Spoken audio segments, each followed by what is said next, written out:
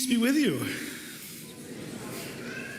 So I don't know if you know this, but that's a greeting that only bishops are allowed to use at the beginning of Mass.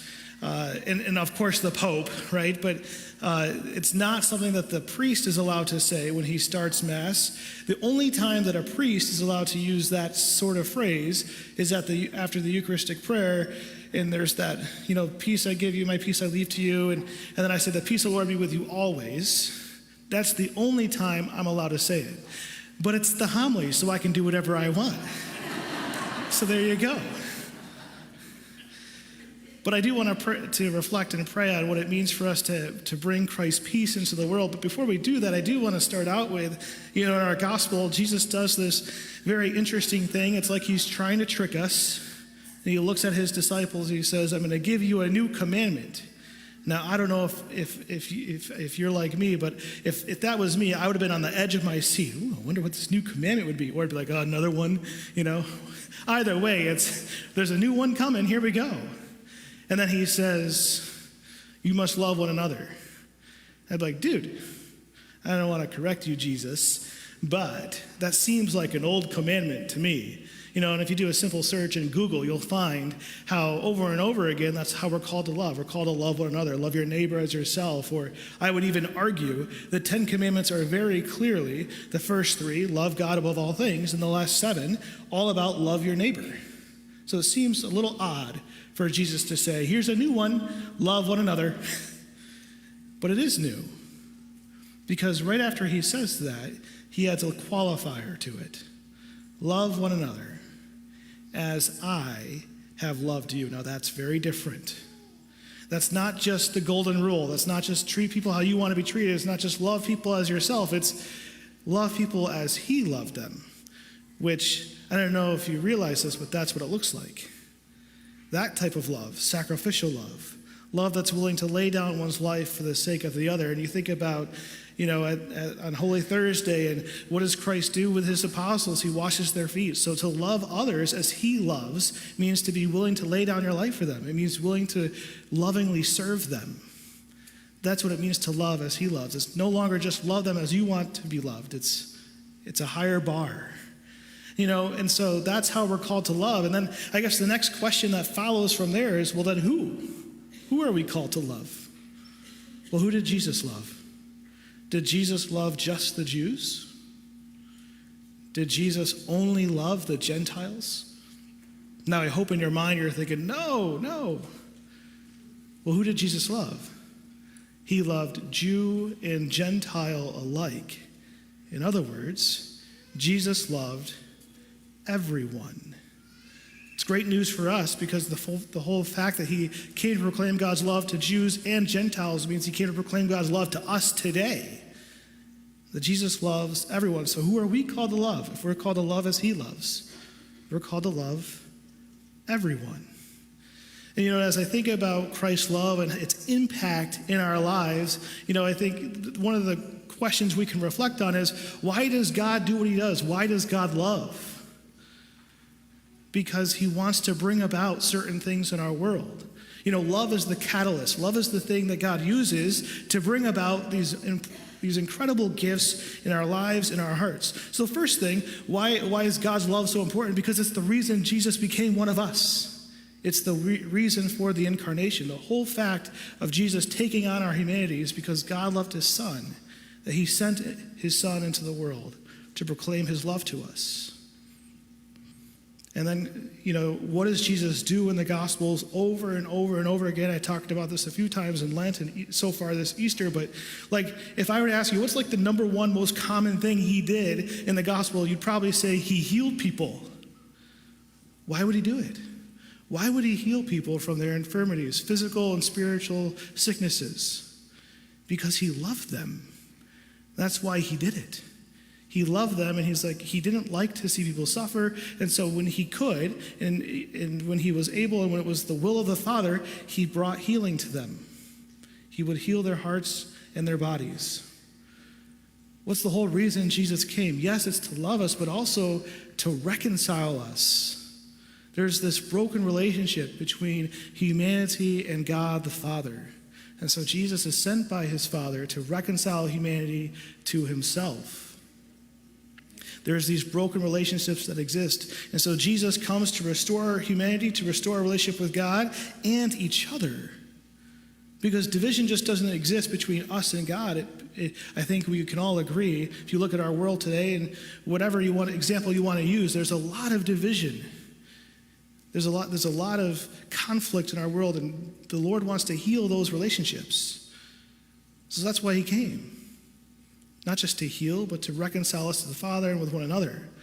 And of course, probably the most common thing you've heard from me these past 5 years, and I hope it's not cliche, but it's God's unconditional love for you and for me.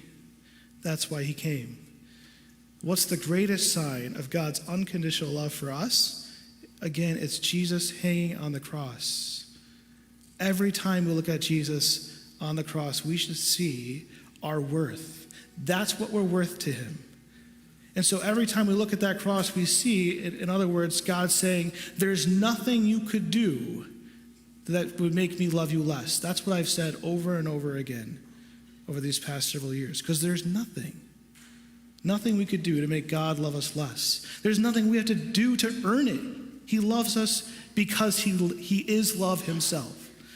But I hope you're noticing that all of these things, they bring about these wonderful gifts in our heart, healing, reconciliation, this sense of unconditional love for us, which, I don't know, when you think about, for me in particular, I think that I was convinced of God's unconditional love when I went from understanding his love from here to here. So God's love is meant to be personal and life-changing. So here we are, we have a new Pope, Pope Leo. And we're all waiting for him to see that day was just a beautiful day as we were waiting for him to come out onto that balcony. And what was the first thing he said when he came to that balcony? Anyone remember? He comes up to that balcony and he's introduced to us, and they say it all in Latin, which I can't repeat for you because I don't know Latin very well. And here's Pope Leo, and he says, "Peace be with you."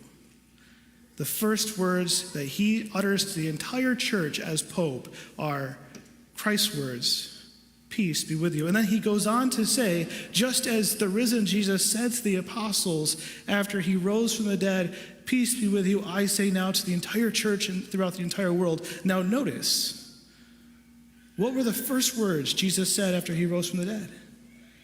Peace be with you. The first thing we hear him say, peace be with you. It's a very clear sign for us from Pope Leo that this is what he wants his ministry as our shepherd to be, to bring peace, Christ's peace, into the world. And so he repeats those words that Jesus uttered after his resurrection to the apostles, "Peace be with you." And then he goes on to say, "My prayer is that this peace, Christ's peace, will touch every aspect of humanity, that it will touch every family, every people, and every nation, in every relationship, that Christ's peace will reign in your hearts." That's our Pope's prayer. And the reason why this is relevant for us this morning as we think about God's love is, what does God's love bring about in our hearts? It's peace. Think about it. You go to confession, and maybe there's a heaviness on your heart from some of the sins you've been carrying, and you let God know those sins, and then you hear the words of absolution, you're healed and forgiven, and you leave, and it's almost as if the weight of the world's been lifted from your shoulder, and the burden is gone, and there's this peace that comes to your heart being loved and forgiven by our God. I think of relationships, specifically marriages, especially marriages that are struggling, that are persisting, and maybe they're arguing a lot, but they're also committed to one another. They don't want to give up, and so they go through counseling, or they go through some spiritual counseling with their priest, or whatever it is. And then finally, with God's grace and only God's grace, there's a new day for them. And there's a new day for them to commit themselves to one another.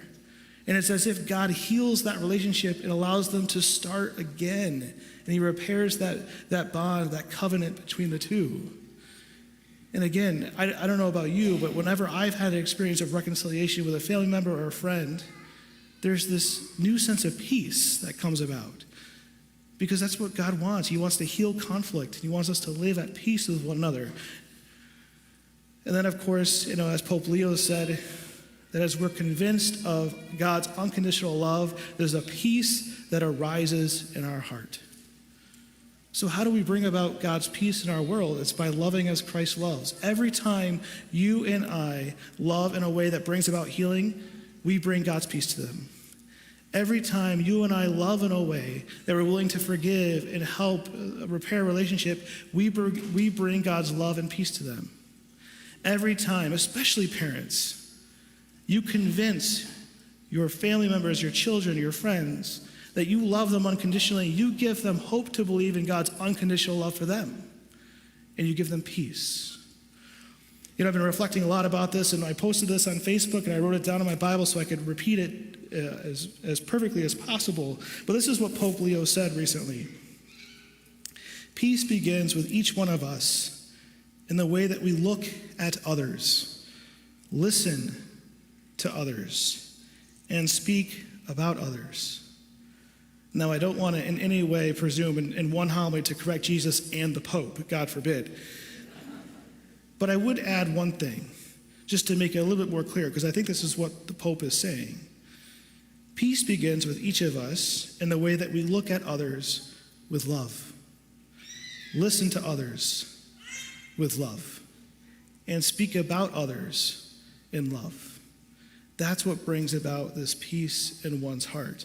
So my call to action for us this weekend, my challenge for you, think in your heart and your mind right now about who's that person that exists in your life, that there's so much anger, unforgiveness, and you fill in the blank, whatever it is. And imagine being with that person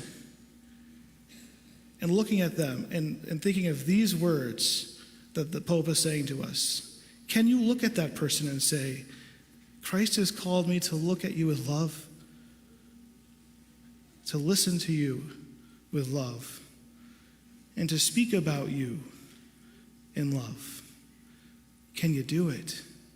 Now, if you're like me, that's really hard.